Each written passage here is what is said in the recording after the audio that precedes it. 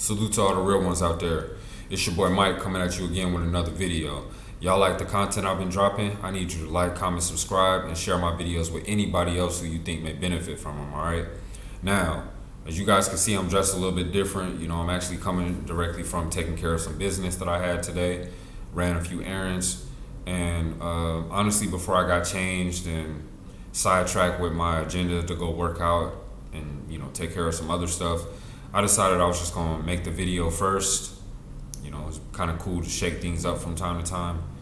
But yeah, that's neither here nor there. Let me go ahead and get into today's topic, which is going to be Shrewd Autopilot. Shrewd Autopilot, all right? Now,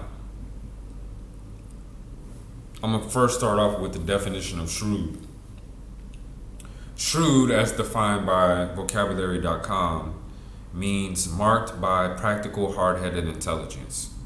All right, and of course, autopilot is just when something's, of course, not, you don't need to actively control it. It's headed in a certain direction, and it's basically left to its own devices.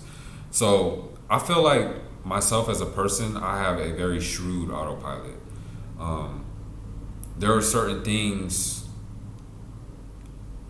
that I just see coming from my default state of mind, where it took maybe years for me to get to this point, but I'm glad that my autopilot is so shrewd. Meaning that, like, my default setting in my brain, without any task, no schedule for the day, I just have time and I'm able to do whatever I want.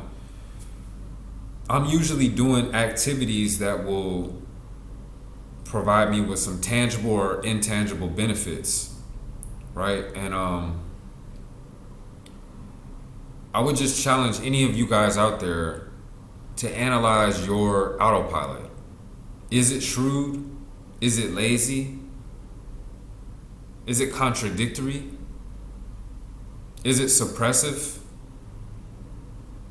Do you feel empowered when you're left to yourself, or do you feel like you want to be surrounded by other people? Now, given everybody's different, I can't knock you if you're a very social person and you feel your best when you're surrounded by friends and family or things of that nature.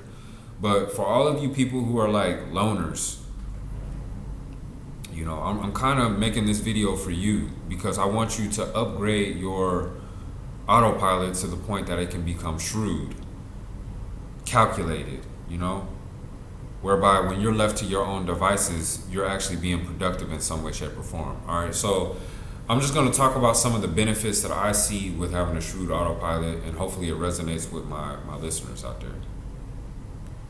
So I talked about habits that lead to tangible and intangible results. So if I just limit some of the tangible results that I've seen in my life by having a shrewd autopilot, they can be limited down to just these four.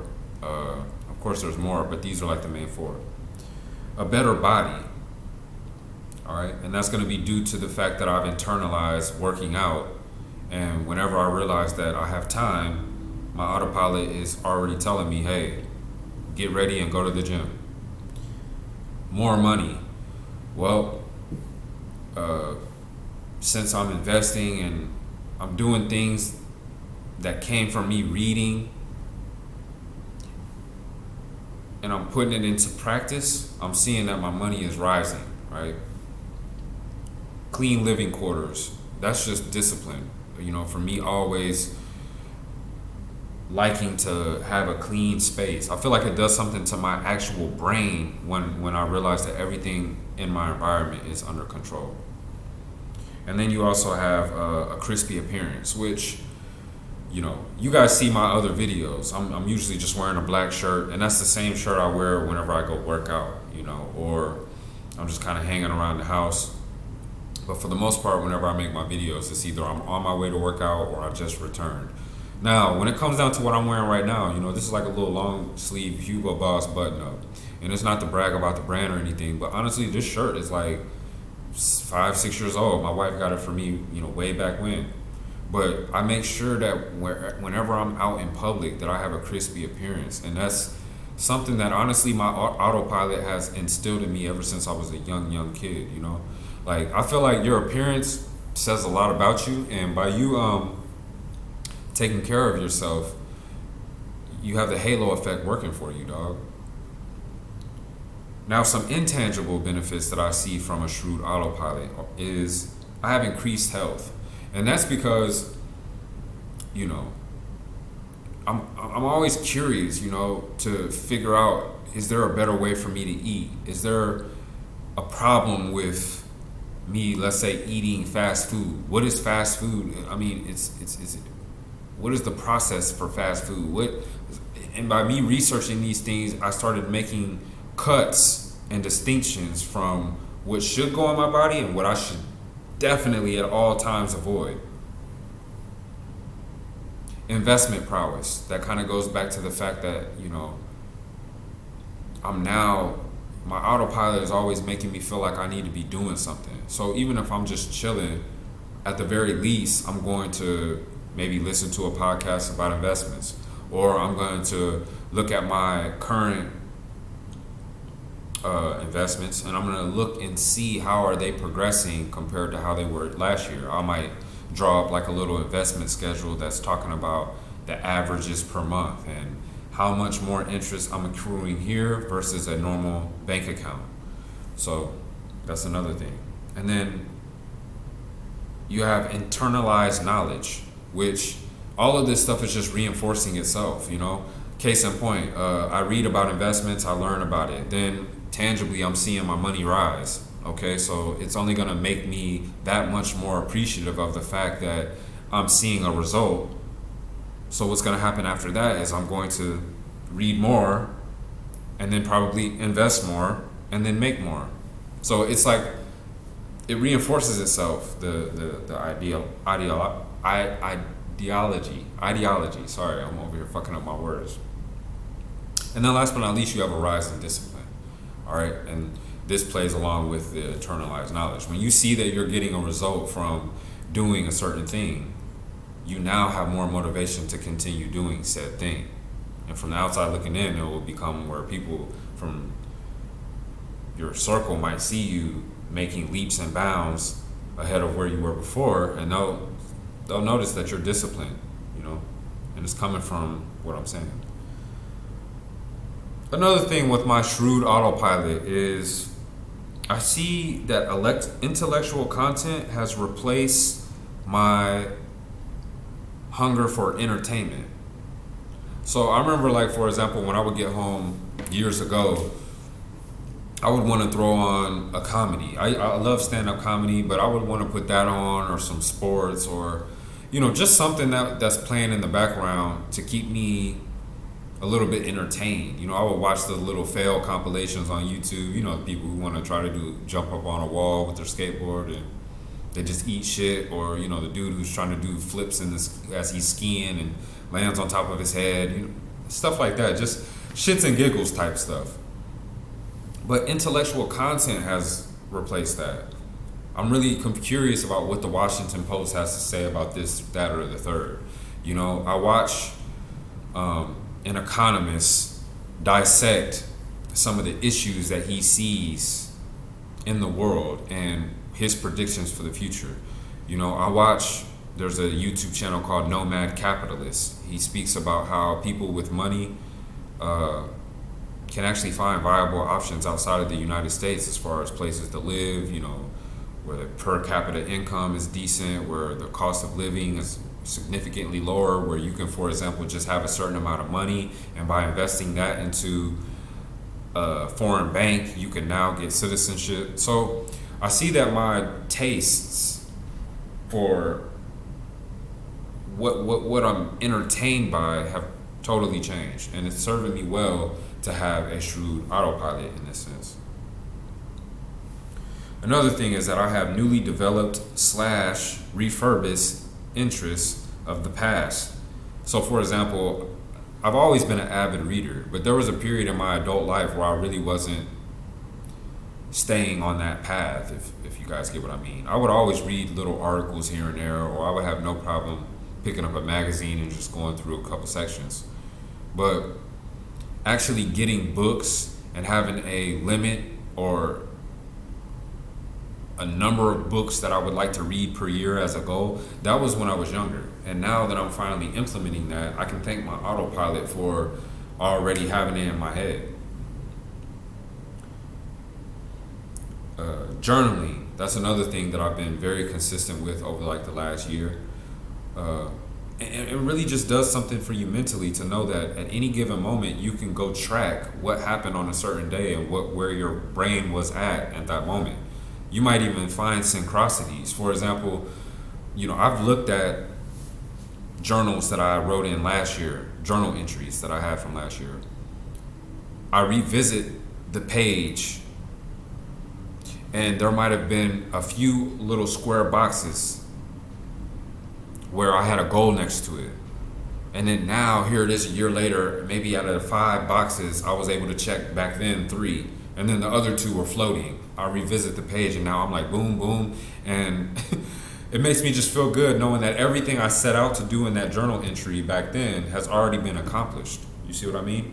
Now, would I really know that if I hadn't written it down and tracked it? I mean, I would probably forget.